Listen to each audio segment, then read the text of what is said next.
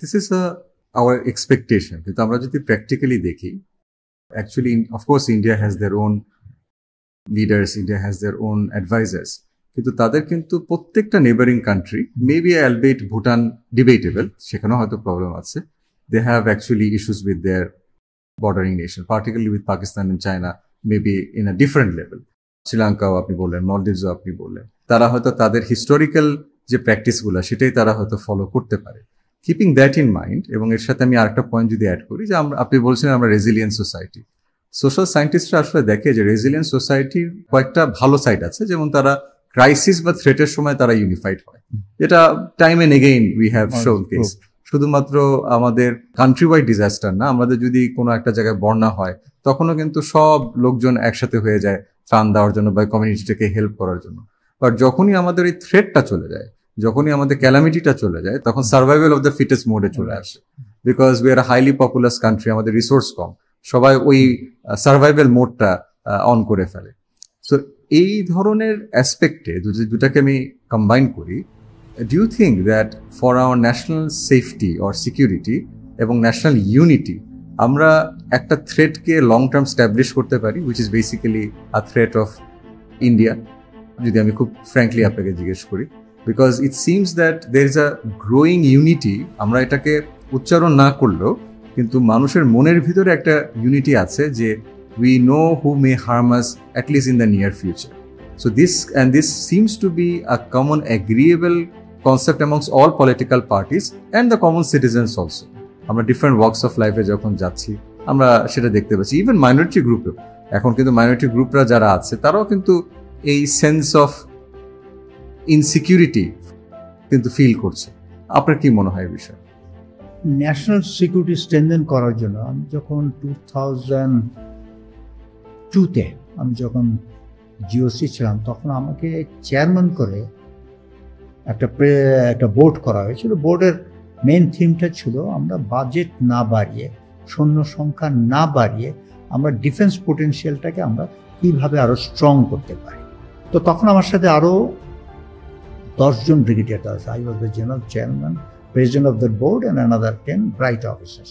তা আমরা এটা নিয়ে কিন্তু অনেক আলোচনা করে অ্যাবাউট 6-7 মাস আগে উই সাবমিটেড এ পেপার। সেই পেপারটা ছিল on the concept of total people's war. তার আমরা সেনাবাহিনী বাড়াবার দরকার নেই। আমাদের আগে একটা সেনাবাহিনীর মধ্যে একটা আমাদের অপারেশনাল প্ল্যান ছিল যে আমরা কনভেনশনাল ব্যাটল ফাইট করব, কিন্তু যেসব জায়গায় শত্রুর প্রেসারে যদি আমাদের ছেড়ে পিছনে আসতে হয় ওখানে গরিলা ফাইট হবে। We lose our land but hand over to a guerrilla fight, and the land which is in our position we fight our conventional battle. আমরা বলেছি যে no, we should not have the concept of giving up land anywhere. আমরা বলেছি জনগণকে সম্পৃক্ত করতে হবে। আপনি যদি মনে রাখেন 1980-র দিকে general Zia exercise iron shield নামে একটা এক্সারসাইজ উনি করিয়েছিলেন, হি ওয়াজ দেন দ্য প্রেসিডেন্ট, এবং সেইটার কনসেপ্টটা ছিল that how to involve people, not only the military, the police, the answer and VDB, BDR, arm forces নিয়ে একটা হবে এবং সবাই মিলে কীভাবে যুদ্ধ করা যায়। তো ওখানে ওইটার কনসেপ্টটাকে আমরা ফার্দার রিফাইন করে আমরা প্রপোজ করেছিলাম যে আমাদের একটা আনকনভেনশনাল ট্রেন্ড ডিমোবিলাইজ ফোর্স সবসময় থাকবে। সেটা কীরকম? আমরা তো কোনো সময় যুদ্ধের সময় আমরা তো 0 পয়েন্টে ডিফেন্স নেই না, আমরা অনেকখানি ছেড়ে দিয়ে যেখানে ডিফেন্ডেবল অবশ্যই হচ্ছে বাংলাদেশ কিন্তু দ্য প্যারাডাইজ অফ ডিফেন্স, আমরা ওখানে ডিফেন্স দেবো, বাট এই যে আমরা সামনের জায়গাটা ছেড়ে দিলাম, that will also not leave it unopposed. How to fight there? আমাদের যে পুরা বাংলাদেশের যতগুলো উপজেলা আছে আমরা বলেছি এই সব উপজেলাতে আমরা 150 জন ট্রেনিং দেব, abled young man who will be trained on certain basic how to fight unconventional guerrilla ওয়ারটা কীভাবে তাকে করতে হয়।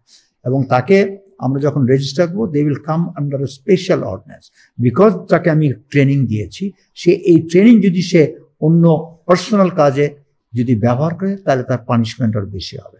Because he cannot use this military training for his personal benefits or to settle his personal one. একটা 3 মাসের training দেব, 3 মাসে you go back to your normal job. তুমি যদি if you are farmer, if you are office staff, you do it. এবং এটাও থাকবে যখন তারা আমরা ট্রেনিং দিয়ে জন্য আনবো, তার চাকরিটা কিন্তু কেউ খেতে পারবে না, because he is sacrificing his time for the training. তো সুতরাং সে will go back to his job after. এবং সে যতদিন আমাদের ট্রেনিংয়ে থাকবে হিল গেট একটা ভাতা পাবে, তার খাওয়া দাওয়া সব নিশ্চিত হবে। এবং তাকে যে 150 ট্রেনিং করে তার 150 আর্মস, এই আর্মসটা কিন্তু আমি তাকে দিয়ে দেবো না। এই আর্মসটা তবে নিয়ারেস্ট মিলিটারি এস্টাবলিশমেন্ট। যুদ্ধ যখন শুরু হবে আগে থেকেই সিমটম জানা যায়, কিন্তু আমাদের অপোনেন্ট তারাও তো মোবিলাইজ করতে হবে। তখন আমরা করবো এদেরকে মোবিলাইজ করে দেবো, আগামী 1 মাসের জন্য তোমাকে আমি 5,000 টাকা, you leave off the land. এইসব তাদের কাজটা কি হবে? তাদের কাজটা হবে যে আমরা যেই ল্যান্ডটা ছেড়ে আসলাম সেই ল্যান্ডে তারা করবে কি, যখন শত্রু আসলো রাতের বেলা, আমি আমার গ্রামের এলাকায় চিনি রাস্তাঘাটে, তার ওখানে যে রাত্রেবেলা যে তাকে ঠুস ঠুস করে একটা ফায়ার, মানে জাস্ট মেক হিম জেটার, কোনো ক্যাজুয়ালিটিও দরকার নাই, সে যাতে নিরাপত্তাহীনতায় ভুগে। আর যখনই তার এই অ্যাডভান্সিং ফোর্স দেখবে যে আরে যেখানে যেই খালি আমাদের চারিদিক থেকে, তখন তাকে আরো ট্রুপস ডিপ্লয় করতে হবে for his own protection and security.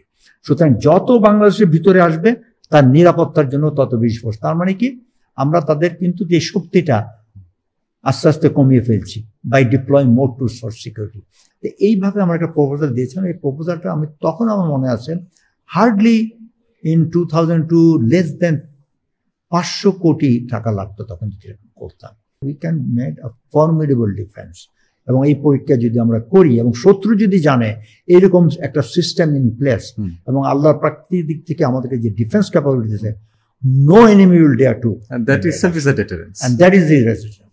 এটাকে তখন মিলিটারি অ্যাকনোলেজ করেছে, বাট অনেক কারণে পুরাটা নাকি পার্টলি এবং পুরাটা করেনি। আমরা যে এটা ফুললি ইমপ্লিমেন্ট করতে কম খরচে একটা ভালো ডেটারেন্স তৈরি করার, এইটা একমাত্র আমাদের রাস্তা।